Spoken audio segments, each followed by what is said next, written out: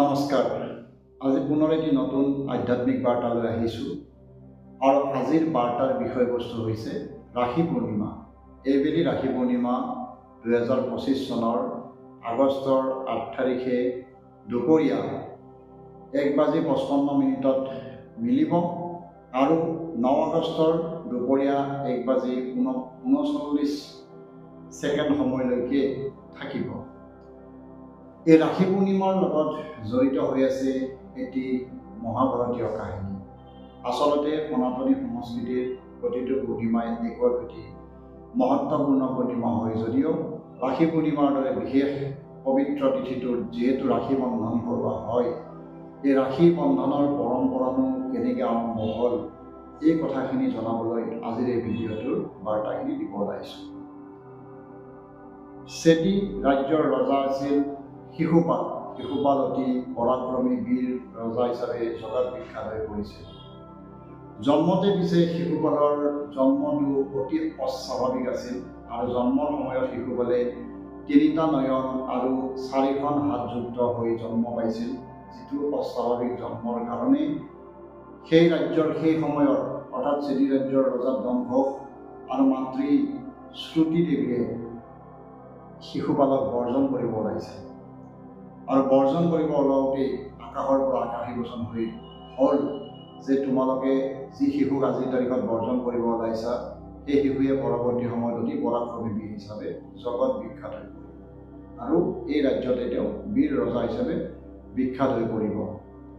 এওঁৰ যিটো অস্বাভাৱিকতা বৰ্তমান সময়ত দেখিছা, সেই অস্বাভাৱিকতাখিনি এনেকুৱা এজন দিব্য পুৰুষৰ দুবাহুত সোমাই পৰিলে এওঁৰ অস্বাভাৱিকতাখিনি নাইকিয়া হৈ পৰিব আৰু সেইখিনি আকাশী বচন শুনাৰ পিছতে ৰজা দম্ভক আৰু মাতৃ শ্ৰুতি দেৱীয়ে শিশুপালক বৰ্জন কৰিবলৈ নগৈ পুনৰ উভতি আহে আৰু সেই ৰাজ্যত এটা পবিত্ৰ অনুষ্ঠানৰ অনুষ্ঠিত কৰি সেই ৰাজ্যৰ পৰম বিশিষ্ট ব্যক্তিসকলক, ঋষিমুনিসকলক, দিগ্গজ লোকসকলক সেই সভালৈ আমন্ত্ৰণ জনায় আৰু প্ৰত্যেকজন এনেকুৱা বিজ্ঞ, দিগ্গজ, ঋষিমুনি বা পৰাক্ৰমী ৰজাৰ হাতত শিশুৰূপী শিশুপালক এবাৰ হ'লেও ল'বলৈ অনুৰোধ কৰিলে আৰু প্ৰত্যেকজনে লয় যদিও শিশুটোৱে কোনো কাৰণতে শিশুপালৰূপী শিশুৰ অস্বাভাৱিকতাখিনি দূৰ হোৱা নাছিলে।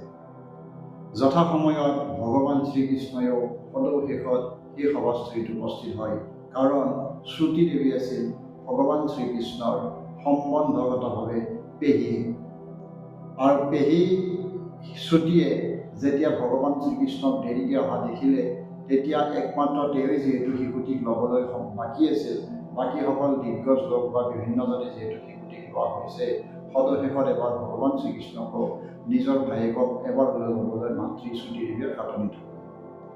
শ্ৰুতি দেৱীৰ খাটনি মৰ্মে বা ৰজা দম্ভকৰ খাটনি মৰ্মে অনুৰোধত বা তেওঁলোকৰ অনুৰোধত শিশুপালৰূপী শিশুক লৈ তেওঁৰ দুবাহুত লোৱাৰ লগে লগে শিশুপালৰ অস্বাভাৱিক এই 3য় নয়নৰ চকু আৰু 2 বাহুৰ 2খন হাত খহি পৰিল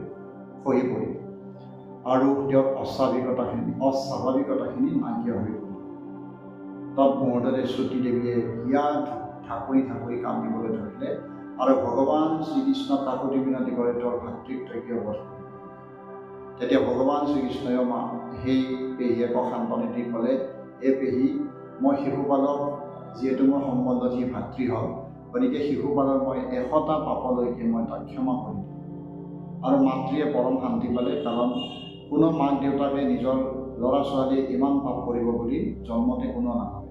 গতিকে মাতৃও সন্তুষ্ট হ'ল, কাৰণ শিশুপালৰূপী শিশুৱেনো যিহেতু ভগৱানৰ পৰা এটা আকাশী বচন হৈছে তেওঁ এজন পৰাক্ৰমী ৰজা হ'ব, গতিকে পৰাক্ৰমী ৰজাজনেনো ইমান পাপ কৰিবনে বুলি মনতে শান্তি লৈ পৰম সন্তুষ্টিৰে দিন অতিবাহিত হ'ল। যথাসময়ত শিশুপাল ডাঙৰ হ'ল, যুৱক হ'ল, যুৱৰাজ হ'ল আৰু পৰৱৰ্তী সময়ত সেই ৰাজ্যত তেওঁ ৰজা হৈ গ'ল।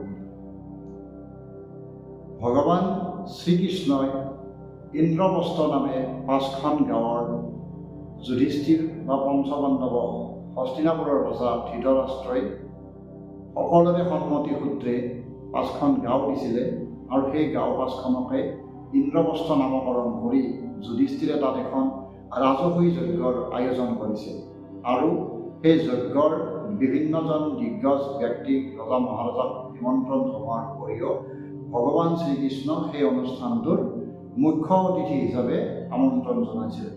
আৰু যুধিষ্ঠিৰে যেতিয়া তাত শপত গ্ৰহণ কৰিব ইন্দ্ৰপ্ৰস্থৰ ৰজা হিচাপে, সেই শপত গ্ৰহণ অনুষ্ঠানৰ মুখ্য অতিথি আছিল ভগৱান শ্ৰীকৃষ্ণ। ভগৱান শ্ৰীকৃষ্ণক শপত গ্ৰহণৰ মুখ্য অতিথিৰ আসনত দেখি শিশুপাল ৰূপী পৰাক্ৰমী ৰজাই ভগৱান শ্ৰীকৃষ্ণক বিভিন্ন ধৰণে ঠাট্টা মস্কৰা ইটিকিং কৰিবলৈ ধৰিলে। তেওঁলোকৰ ইটিকিং বা তেওঁৰ ইটিকিং ইমানেই অসহনীয় হৈ পৰিছিল, এটা সময়ত যুধিষ্ঠিৰ প্ৰমুখ্যত ভীম, নকুল, সহদেৱ, অৰ্জুন সকলোৱে ক্ৰোধিত হৈ পৰিছিল আৰু ভীম আৰু অৰ্জুনেতো পাৰিলে আক্ৰমণে কৰিব ওলাইছিল। কিন্তু ভগৱান শ্ৰীকৃষ্ণই তেওঁলোকক শান্তিত থাকিব ক'লে, যিহেতু তেওঁলোকৰ ঘৰত অনুষ্ঠান চলি আছে। আৰু এটা সময়ত ইমান ঠাট্টা মস্কৰা কৰি কৰি কৰি কৰি কৰি কৰি হয়তো শিশুপালেও 100টা পাপ কেনেকৈ অতিক্ৰম কৰি গমেই নাপালে। তৎমুহূৰ্ততে ভগৱান শ্ৰীকৃষ্ণই শিশুপালক ক'লে, শিশুপাল তুমি ক্ষান্ত হোৱা, কাৰণ ইতিমধ্যে তুমি 100টা পাপৰ গৰাকী হৈ পৰিলা, আৰু যদি এটা পাপ তুমি কৰিবলৈ লোৱা তোমাক কিন্তু মই বধ কৰিম। শিশুপালে তেতিয়াও ঠাট্টা মস্কৰা বিভিন্ন ইটিকিং সূচক শস্য পদনে ভগৱান শ্ৰীকৃষ্ণক ইটিকিং কৰিয়ে যাবলৈ ধৰিলে, বিভিন্ন ধৰণে তিৰস্কাৰ কৰি যাবলৈ ধৰিলে।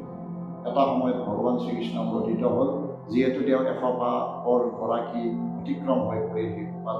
গতিকে ভগৱান শ্ৰীকৃষ্ণই তেওঁৰ তৰ্জনী আনন্দিত সুদৰ্শনক আহ্বান জনালে আৰু যথাসময়ত সুদৰ্শন উপস্থিত হোৱাত ভগৱানৰ নিৰ্দেশত শিশুপালৰ শিৰচ্ছেদ হ'ল। শিৰচ্ছেদ হোৱাৰ পিছত যি তৰ্জনীত সুদৰ্শন ভগৱান শ্ৰীকৃষ্ণৰ উভতি আহিল আৰু যথাসময়ত বিদায়ো হ'ল, সেই সুদৰ্শন তাৰ পৰা যেতিয়া ভগৱান শ্ৰীকৃষ্ণই তৰ্জনীৰ পৰা বিদায় দিলে, তাৰপিছতে হঠাৎ যদি দ্ৰৌপদীয়ে দেখিবলৈ পালে ভগৱান শ্ৰীকৃষ্ণৰ তৰ্জনীৰ পৰা কিছুমান তেজ নিৰ্গত হ'ব ধৰিছে। তৎমুহূৰ্ততে দ্ৰৌপদীয়ে তেওঁৰ শাৰীৰ আঁচল ছিঙি সেই আঙুলিত ভগৱান শ্ৰীকৃষ্ণৰ আঙুলিত মেৰিয়াব ধৰিলে আৰু তেওঁৰ ৰক্তক্ষৰণ হোৱা জেগাত ৰক্তক্ষৰণ ৰোধ কৰিবলৈ যি তৎপৰ হৈ পৰিল, ভগৱান শ্ৰীকৃষ্ণ সন্তুষ্ট হৈ পৰিল এইখিনি আবদাৰ আৰু তেতিয়াই ভগৱান কৃষ্ণই দ্ৰৌপদীক ভগ্নী হিচাপে সমাজক সাক্ষী কৰি ক'লে যে আজিৰ পৰা দ্ৰৌপদী মোৰ ভগ্নী হ'ল, আৰু তেওঁ যিহেতু মোক বিপদ কালত উদ্ধাৰ কৰিছে, পৰৱৰ্তী সময়ত ময়ো ভগ্নীৰূপী দ্ৰৌপদীৰ সমস্ত বিপদৰ পৰা উদ্ধাৰ কৰিম। আৰু এইটো এটা আচলতে সংকল্প, যি ককায়েকে নিজৰ ভনীয়েকক সমস্ত বিপদৰ পৰা উদ্ধাৰ কৰিম বুলি প্ৰতিশ্ৰুতি দিয়ে, যি ভনীয়েকে নিজৰ ককায়েকৰ ভাল কামনা কৰে, সেয়াই হৈছে ৰাখি পূৰ্ণিমাৰ পবিত্ৰ দিন। গতিকে এই কাহিনীখিনি মহাভাৰতৰ লগত জড়িত এটা কাহিনী, আৰু সিদিনাৰ পৰাই সেই পবিত্ৰ তিথিত বা সেই পবিত্ৰ দিনটোৰ পৰাই হয়তো ৰাখি পূৰ্ণিমাৰ দৰে এটা পবিত্ৰ অনুষ্ঠানৰ পৰম্পৰা আৰম্ভ হ'ল, আৰু তেতিয়াৰ পৰাই চলি আহি আছে এই ৰাখি পূৰ্ণিমাৰ দৰে এটা পবিত্ৰ দিন। গতিকে ৰাখি পূৰ্ণিমাৰ এই তাৎপৰ্যখিনিৰে আজিৰ এই ভিডিঅ'টো সামৰণি মানিছোঁ। পৰৱৰ্তী সময়ত আকৌ নতুন আধ্যাত্মিক বাৰ্তা দি যাবলৈ চেষ্টা কৰিম। আজিলৈ বিদায় মাগিছোঁ। নমস্কাৰ।